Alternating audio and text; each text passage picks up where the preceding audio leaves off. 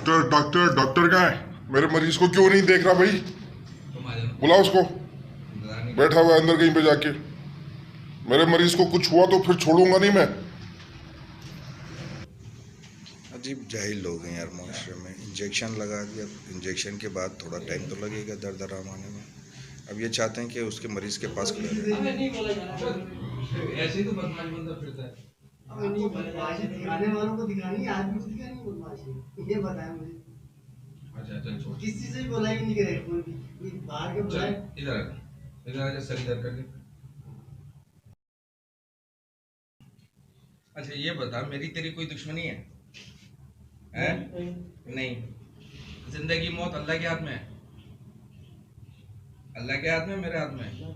अल्लाह के हाथ में। ना मेरी तेरी कोई दुश्मनी। तेरे मरीज को मैंने वहां पे देख लिया, इंजेक्शन उसको मैंने लगा दिया। अब जो है थोड़ा सा टाइम लगेगा, उसको इंशाल्लाह आराम आ जाएगा। मुतमईन नहीं है तो दूसरे अस्पताल चले जाओ। डॉक्टर से लड़ने की क्या जरूरत है? कोई जरूरत है डॉक्टर से लड़ने की? उसको जो टीका लगना था वो लगा दिया, टाइम लगेगा, बेहतर हो जाएगा। इत्मीनान नहीं है भाई तो आगे कहीं और चले जाओ। ठीक है, ये कौन सी बदमाशी है भाई?